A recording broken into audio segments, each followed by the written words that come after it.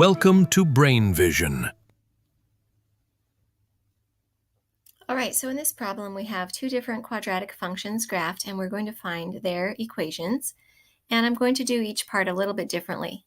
So for the first part, what I'm going to do is start with the most basic or essential quadratic function, y equals x squared, and think about its features. So we know that it would have its vertex at 0, 0, and we know it would go through the point 1, 1. So it goes over 1, up 1 from the vertex.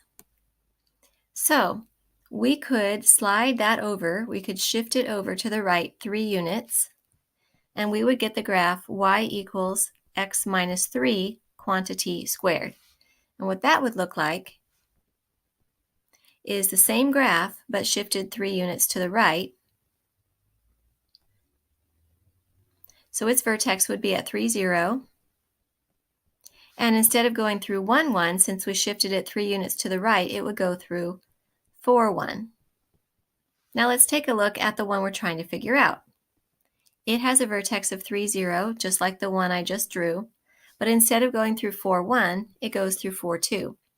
That tells us there was a vertical stretch and it's twice as tall as the one I just drew. So that means we need to multiply our equation by 2. And that will give us y equals 2 times the quantity x minus 3 squared as the equation of this parabola. Now let's take a look at the second part. We're going to do this one a little bit differently. We're given 3 points that fall on the parabola, and we know the standard form for the equation of quadratic is y equals ax squared plus bx. Let's fix that a little bit. Y equals ax squared plus bx plus c.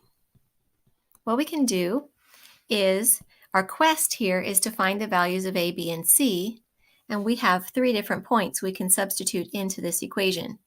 So when we substitute in the point 0, 1, we get 1 equals 0 times x squared plus 0 times x plus c.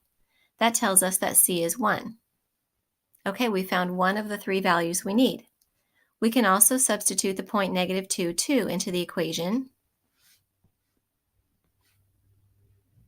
And we have 2 equals a times negative 2 squared plus b times negative 2 plus c, and we already know that c is 1. So let's simplify this. This would be 2 equals 4a minus 2b plus 1. If we subtract 1 from both sides, we have 1 equals 4a minus 2b.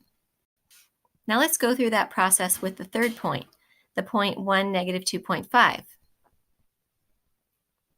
So if we substitute negative 2.5 in for y and 1 in for x, we get negative 2.5 equals a times 1 squared plus b times 1 plus c, and we know that c is 1. So let's simplify that.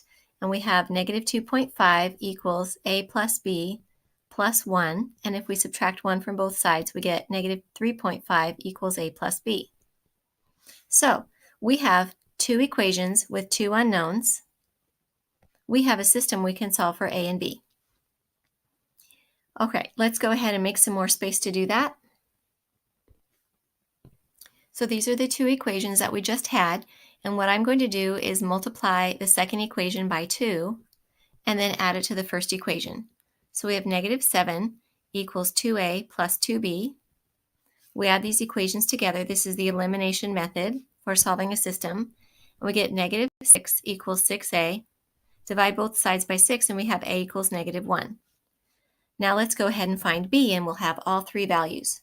So if we substitute that number into one of the equations, we'll have, in this case, negative 3.5 equals negative 1 plus b. Add 1 to both sides and we have negative 2.5 equals b. Okay, so we have c.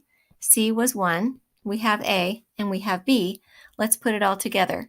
Y equals negative 1 times x squared minus 2.5 times x plus 1. And that's the equation for that particular quadratic.